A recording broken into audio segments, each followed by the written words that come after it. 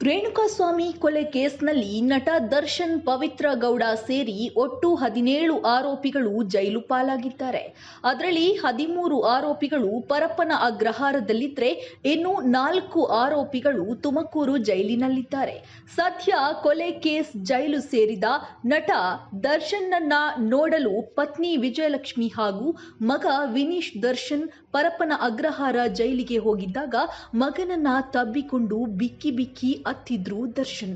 ಆಗ ಮಗ ಹಾಗೂ ಪತ್ನಿ ನಟ ದರ್ಶನ್ಗೆ ಮಾನಸಿಕ ಸ್ಥೈರ್ಯವನ್ನ ಹೇಳಿ ಬಂದಿದ್ರು. ಒಂದು ಕಾಲದಲ್ಲಿ ದರ್ಶನ್ ಸಹಾಯ ಪಡೆದು ಅವರ ನೆರಳಿನಿಂದ ಅನೇಕ ನಟ ನಟಿಯರು ಬೆಳೆದು ನಿಂತಿದ್ದಾರೆ. ಆಗ ನಾನು ದರ್ಶನ್ ಸರ್ ದೊಡ್ಡ ಅಭಿಮಾನಿ ಅಂತ ಪೂಸಿ ಹೊಡೆಯುವವರು ಇದೀಗ ಅವರ ಬಗ್ಗೆ ತುಟಿ ಬಿಟ್ಟಿಕ್ಕಂತಿಲ್ಲ. ಹೀಗಾಗಿ ದರ್ಶನ್ ಮಾನಸಿಕವಾಗಿ ಡಿಪ್ರೆಷನ್ಗೆ ಜಾರಿದ್ದಾರೆ. ಸುಖದಲ್ಲಿ ಎಲ್ಲರೂ, ದುಃಖದಲ್ಲಿ ಯಾರೂ ಇಲ್ಲ ಅಂತ ದರ್ಶನ್ಗೆ ಪಶ್ಚಾತ್ತಾಪ ಆಗುವಾಗ ಇದೀಗ ಅವರಿಗೆ ಬೆನ್ನೆಲುಬಾಗಿ ನಿಂತವರು ಮತ್ಯಾರೂ ಅಲ್ಲ, ಅದೇ ದರ್ಶನ್ ಅವರ ಧರ್ಮ ಪತ್ನಿ ವಿಜಯಲಕ್ಷ್ಮಿ.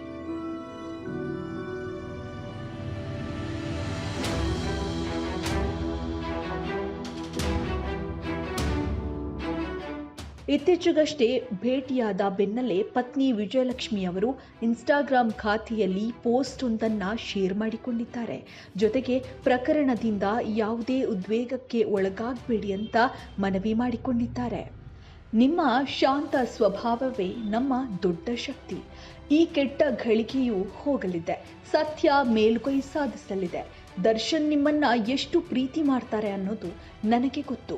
ಇಂತಹ ಕಷ್ಟಕರ ಸನ್ನಿವೇಶವನ್ನ ಎದುರಿಸ್ತಾ ಇರುವುದು ದುರಾದೃಷ್ಟಕರ. ಸದ್ಯಕ್ಕೆ ಅವರಿಂದ ಅಂತರ ಕಾಯ್ದುಕೊಳ್ಳುವ ಪರಿಸ್ಥಿತಿ ಇದೆ.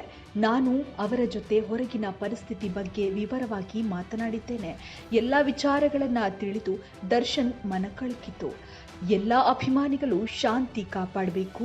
ನಮ್ಮ ದೇಶದ ನ್ಯಾಯಾಂಗದ ವ್ಯವಸ್ಥೆ ಮೇಲೆ ಅಪಾರ ನಂಬಿಕೆ ಇದೆ. ಮುಂದೆ ಒಳ್ಳೆಯ ದಿನಗಳು ಬರಲಿದೆ. ದರ್ಶನ್ ಅನುಪಸ್ಥಿತಿಯಲ್ಲಿ ಅವರನ್ನ ತೇಜೋವಧೆ ಮಾಡಲಾಗ್ತಾ ಇದೆ. ಅವರನ್ನ ತಾಯಿ ಚಾಮುಂಡೇಶ್ವರಿ ನೋಡಿಕೊಳ್ತಾಳೆ. ಕಷ್ಟದ ಸಮಯದಲ್ಲಿ ನಿಮ್ಮ ಬೆಂಬಲವನ್ನ ನಿರೀಕ್ಷಿಸ್ತಾ ಇದ್ದೇನೆ ಎಂದು ಮನವಿ ಮಾಡಿದ್ದಾರೆ.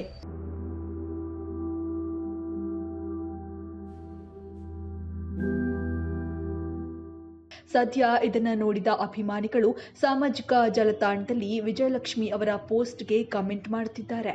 ಈ ಮನುಷ್ಯನ ಬಗ್ಗೆ ಯಾರೇ ಎಷ್ಟೇ ಅಪಚಾರ ಮಾಡಿದ್ರೂ ಅಭಿಮಾನಿಗಳು ಇವರ ಮೇಲೆ ಇಟ್ಟಿರುವಂತಹ ಅಭಿಮಾನವನ್ನ ಸ್ವಲ್ಪವೂ ಕೂಡ ಕಮ್ಮಿ ಮಾಡೋಕೆ ಸಾಧ್ಯವಿಲ್ಲ.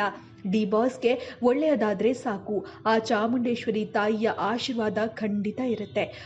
ಒಳ್ಳೆಯದಾಗ್ಲಿ, ನಿರಪರಾಧಿಯಾಗಿ ಹೊರಗಡೆ ಬರಲಿ, ಕೊನೆಯ ಉಸಿರು ಇರುವವರೆಗೂ ಡಿ ಬಾಸ್ ಅವರನ್ನ ಬಿಡೋದಿಲ್ಲ ಅಂತ ಕಮೆಂಟ್ ಹಾಕಿ ದರ್ಶನ್ ಪತ್ನಿ ವಿಜಯಲಕ್ಷ್ಮಿಗೆ ಧೈರ್ಯ ತುಂಬುತ್ತಾ ಇದ್ದಾರೆ.